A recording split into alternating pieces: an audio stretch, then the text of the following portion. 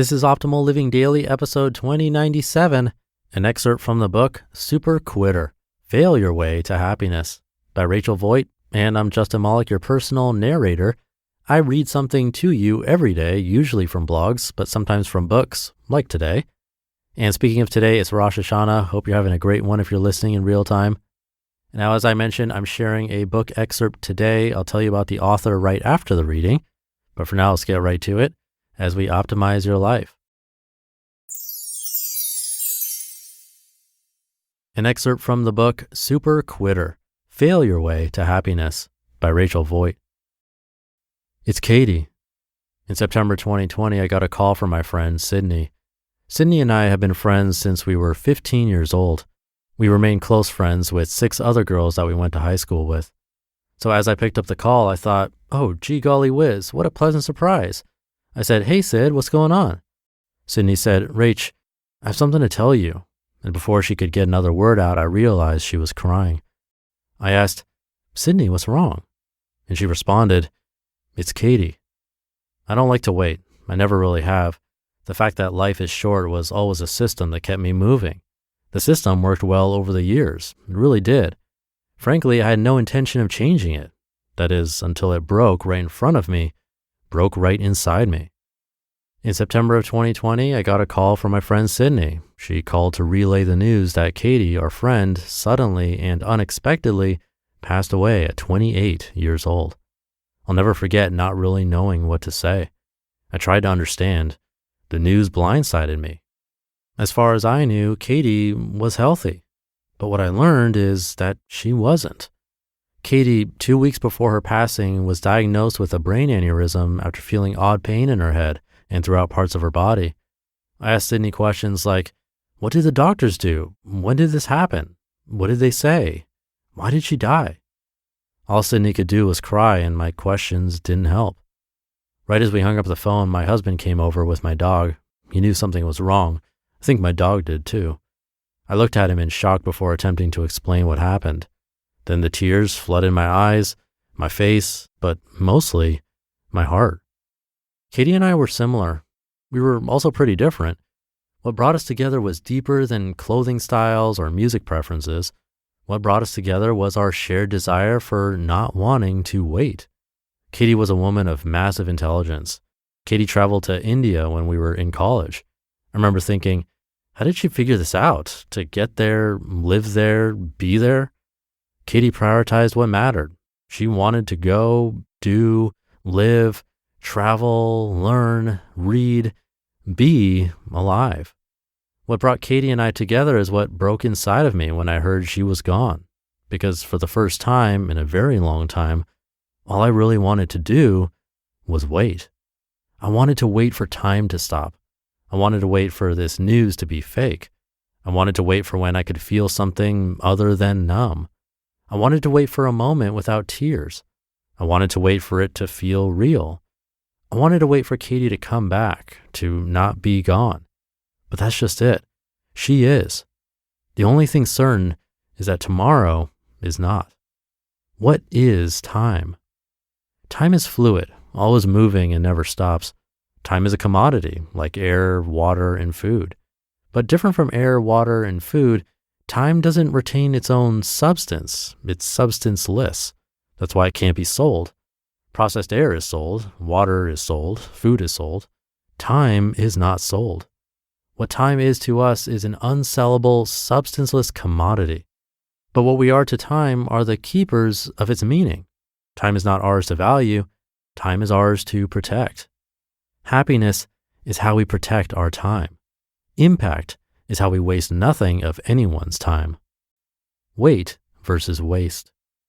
At the time when COVID-19 took over, I was still living in New York City. 2 weeks before the world shut down, I still remember going to the gym with no mask. The news I watched from the elliptical was certainly alarming, but hard to follow. So I continued to burden my mind with the belief that it was nothing I needed to take seriously. Obviously, I was wrong. COVID-19 was and still is, as I write this, challenging. It brought uncomfortable and unfortunate circumstances. It took away freedoms and was constrictive. It has been considerably claustrophobic and, ironically, urgently sluggish. For the first time in my life, I was forced into an order that was unrecognizable. It was annoying, it sucked, and I complained many days too. However, it didn't take long for me to cherish what some would not embrace. I'll forever thank the wake-up call that COVID-19 was for me. COVID-19 is what helped me start Rachel Radio, my podcast. And it is with one question that made the decision so clear, attainable, and easy. The question I asked myself was, Rachel, what would you be doing today if you did not have a tomorrow? Negative waiting is wasting. Positive waiting is patience. There's a clear but hard to find difference between wasting time and patiently waiting. Patience is the sidekick that accompanies our greatest potential. We waste time if we are waiting on not our greatest self. We're patient if our greatest self waits on greatness in the presence of happiness. Here are questions to explore your greatness. What would you do to create joy for others that also creates joy for you? What would you do to serve a need that also serves your own? Which of your strengths would you openly share to positively impact forever? What could you do that's more of who you are while helping others be more of who they are too? Never-ending happiness is knowing that in order to get, we give. So make an impact and pursue the greatness, but let patience take you home. You just listened to an excerpt from the book Super Quitter, Fail Your Way to Happiness by Rachele Voigt. Now, if you dread looking at your credit card statements, you are not alone. Debt can feel crippling, but Upstart can help you on your path to financial freedom. Upstart is the fast and easy way to pay off your debt with a personal loan all online. Whether it's paying off credit cards, consolidating high-interest debt, or funding personal expenses, over 500,000 people have used Upstart to get one fixed monthly payment. Upstart knows you're more than just your credit score and is expanding access to affordable credit. Unlike other lenders, Upstart considers your income and current employment to find you a smarter rate for your loan.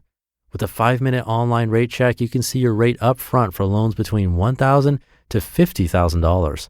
You can receive funds as fast as one business day after accepting your loan. Find out how Upstart can lower your monthly payments today when you go to upstart.com/old. That's upstart.com/OLD. Don't forget to use our URL to let them know we sent you. Loan amounts will be determined based on your credit, income, and certain other information provided in your loan application. Go to upstart.com/old. A big thank you to Rachel. She's the host of the Rachel Radio podcast, author of Super Quitter, obviously. That's the book you heard an excerpt from today. And she's an online educator, coach, and speaker in topics like manifestation, minimalism, and career fulfillment. A great fit for this show. Prior to being an entrepreneur, Rachel worked in various recruiting, training and development, and sales roles in the financial services and real estate industries. Today, anything Rachel does, creates, and offers stems from one simple question. Are you doing what you want today if you didn't have a tomorrow? It's really an important question that I like to address from time to time. You can download Rachel's 6 free meditations and other free trainings at rachelradio.com, and Rachel is spelled Rachele. And I'm going to quickly reread those last questions at the end so we can end the episode with those in mind as we continue our day. What would you do to create joy for others that also creates joy for you? What would you do to serve a need that also serves your own? Which of your strengths would you openly share to positively impact forever? And what could you do that's more of who you are while helping others be more of who they are too?